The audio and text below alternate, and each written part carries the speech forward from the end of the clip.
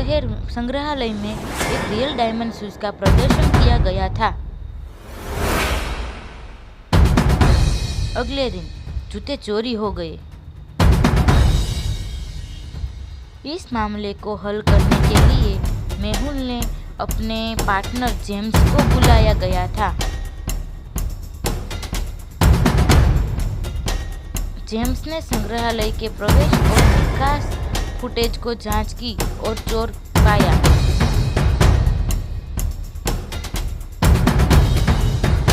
क्या आप इन फुटेज को देख सकते हैं और पहचान सकते हैं कि चोर कौन है?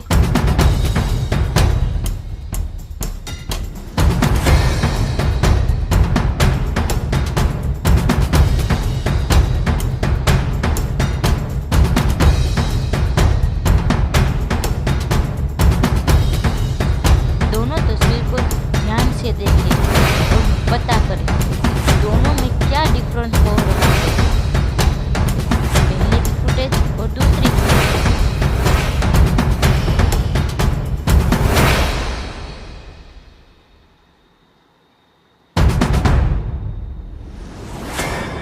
देखो इनमें से कौन चोर है, 1, 2 या फिर 3।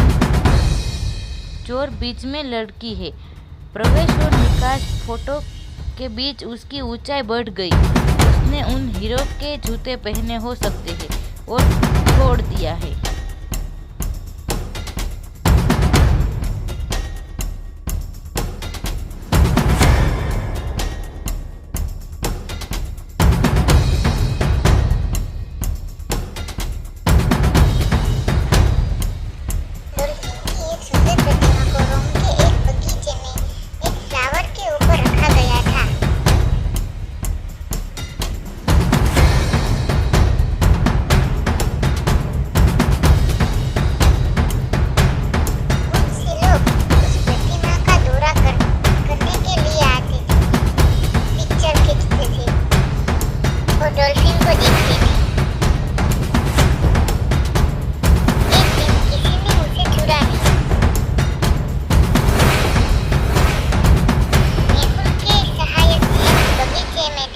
वह तुरंत फ्लावर के पास आ गए।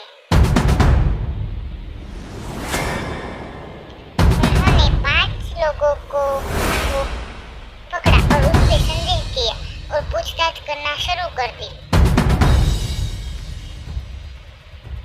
चैंडलर, मैं कार्यालय पहुंचने की जल्दी में था। मैं आमतौर पर इस बगीचे का मार्ग लेता हूँ क्योंकि यह मेरे कार्यालय का एक छोटा सा मार्ग है। रयान, मैं जॉगिंग के लिए आया था। मुझे प्रतिमा के बारे में कुछ भी पता नहीं है। कवन, मैं अपने कुत्ते के साथ बगीचे में खेल रहा था। मैंने प्रतिमा नहीं चुराई। रिचर्ड, मैं प्रतिमा चुराने के लिए बहुत बूढ़ा हूँ। मैंने यह काम नहीं किया कभी। मैं अपनी प्रेमिका का इंतजार कर रहा था। मुझे कुछ नहीं पता। संदिग्ध और उनके बयानों को देखते हुए क्या आप अनुमान लगा सकते हैं कि चोर कौन है? क्या आप चोर की पहचान कर सकते हैं? दुकानदार, रयान, कवन, रिवर्ड, कबीर। डॉल्फिन चोरी करने के लिए आपको फ्लावर के अंदर प्रवेश करने की आवश्यकता होगी, जिसका अर्थ है कि आपकी पतलून गीली हो जाएगी। केवल कबीर की पतलून गीली है, जिसका अर्थ है कि यह फ्लावर के अंदर प्रवेश किया होगा और डॉल्फिन को चुराने की कोशिश की होगी, यानी कि डॉल्फिन को कभी नहीं चुराया होगा।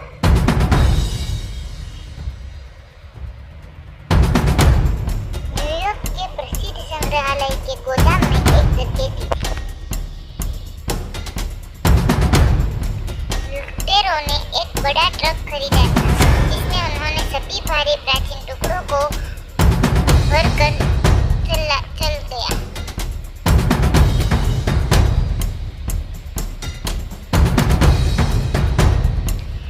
गार्ड ने तुरंत जेम्स को फोन किया और उसे डकैती के बारे में सूचित किया।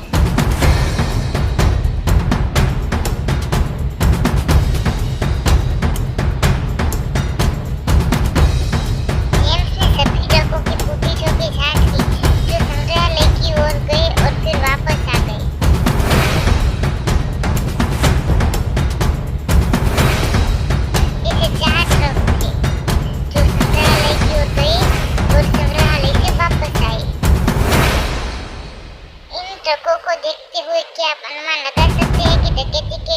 का उपयोग किया जा सकता है?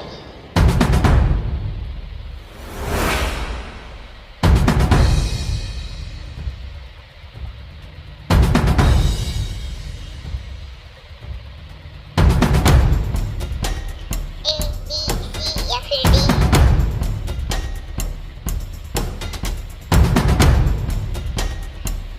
जिसका ट्रक इस ट्रक के पहियों को देखता है